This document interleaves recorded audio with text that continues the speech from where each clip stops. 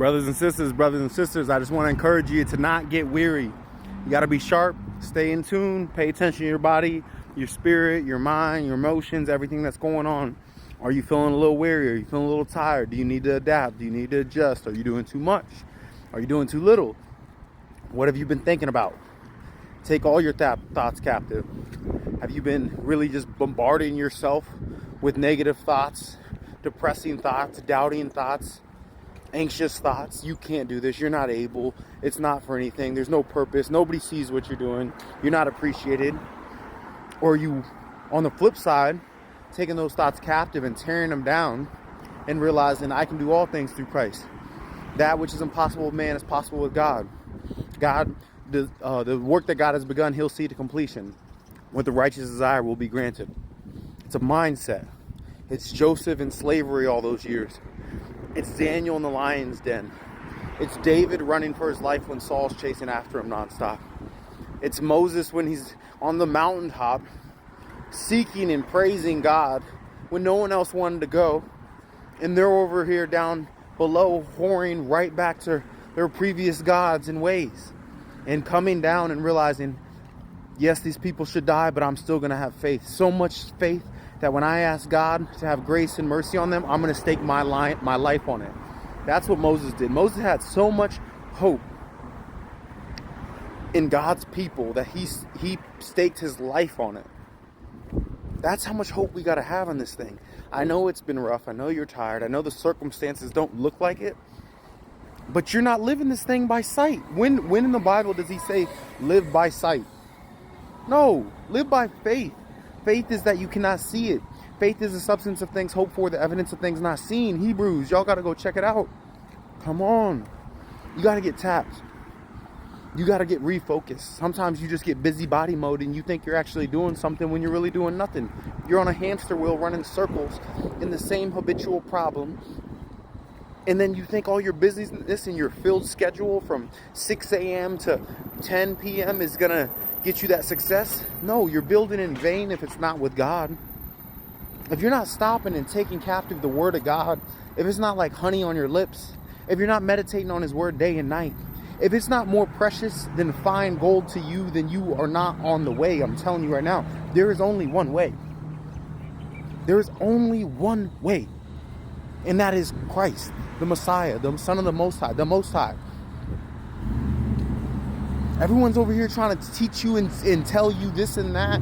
Follow God, and he's within. He's the temple. You are the temple, and he wants to dwell within you and tell you from internally. Everyone's telling you and tempting you and baiting you, and you're going left and right and all these doctrines as if there's ways. No, he tells us he is the way, the truth, and the life. You have to lock in with this. Stop just rat racing this thing because your boss tells you to do this or your boss tells you to do that. No. God is the creator. God is the Most High. God is the one that you work onto. God is the one that you serve onto. You will listen and obey God. God is the one who's at the forefront of your mind every day, who you wake up seeking. You got to refocus. Don't just get busy, go, and then forget God, thinking, oh, I'm going to get my business going. I'm going to get my relationship going. I'm going to get my house going. I'm going to get my body going. I'm going to get my car going. I'm going to get my condo going. You're getting all this stuff and you're building all of it, but it's all for nothing if it's not with the Most High. And the devil would love to tempt you and bait you into making you think that you're actually doing something. He's going to help you do it. I'll tell you, man, he's going to be like, oh yeah, shoot. You want this, I got that. As long as you don't stay focused on the word of God. You keep thinking you can slack from reading the word of God. You're not reading the word of God. You're not on the path. It's just that simple. The word of God is God. Like, what are we talking about? Like, we have to dial in. If you're not reading the word, and when there's that desire to tell you that you don't have to read the word, that's the flesh. The flesh and the spirit oppose each other. They're at war. Just because you have that temptation, oh, I don't need to read it, or you're tired, that's the war. It's a spiritual war. The principalities, the forces of power and darkness, and that which is unseen is fighting within and externally. You got to dial in, get your daily bread, aka the word of God. In the beginning was the Word, and the Word was with God, and the Word was God. Man shall not live off of bread alone, but every word that proceeds out of the mouth of God. God's not speaking for no reason. God don't speak in vain. I'm trying to tell y'all. And you over here trying to make excuses within your own self that it's okay to not be reading the Word. It's okay to not be meditating on the Word. And when I'm telling you to read it, I'm not telling you just to read it, just to be like checklist. I'm telling you, you better try to sow that thing deep down in your heart and get it tattooed in your heart. His Word, he tells us it'll be written on your heart. Is his Word written on your heart? Are you able to pull it up quick? Because the Word is also the sword of the Spirit. Are you strapped? Like, y'all be getting caught lacking all the time, and so many. It's like, come on, what are you doing? I'm telling you out of love. I love you because it's like I don't want you to get caught lacking, and then boom, it's too late.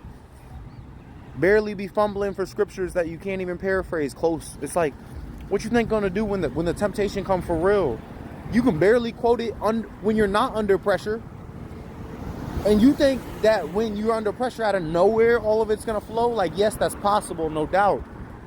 But why are you trying to play with that type of mindset? Like, yeah, I'm not going to study for the test.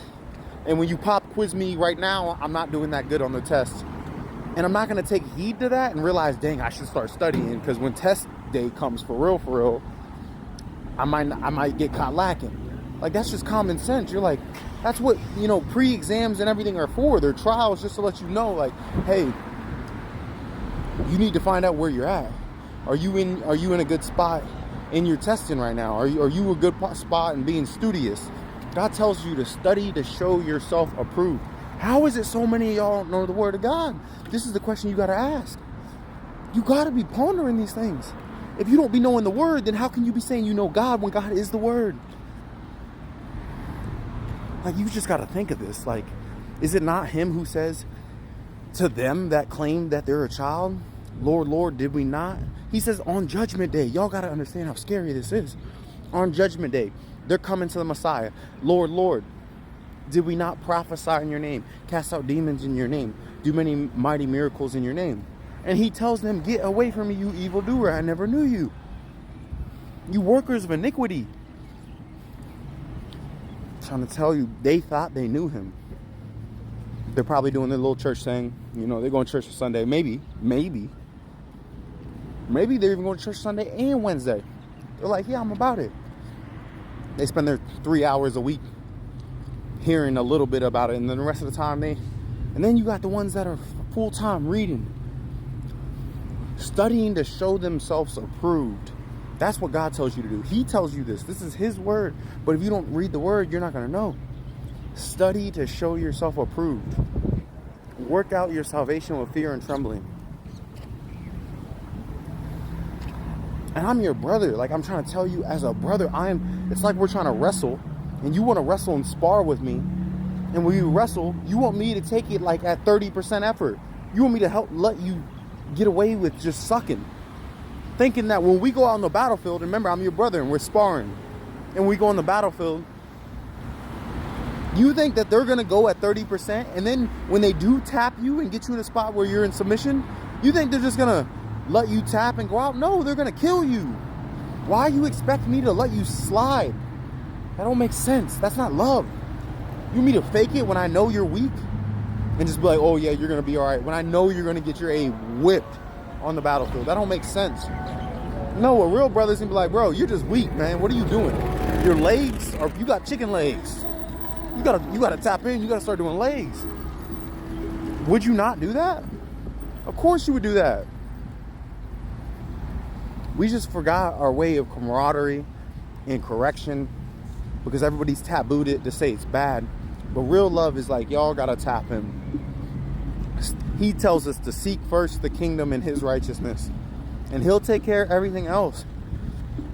You need to make it a non-negotiable discipline standard to be getting in your word and praying. This isn't even like a choice. At least if you're taking up the name of Christ. If you take up the name of Christ, this is a non-negotiable. This is a part of following. You can't be like, oh, I'm following him, but I ain't reading the word. No, you're not following him. What you talking about? You're either following him or you're not. Follow him. I'm encouraging you to follow him. Read your word. God bless. Take care.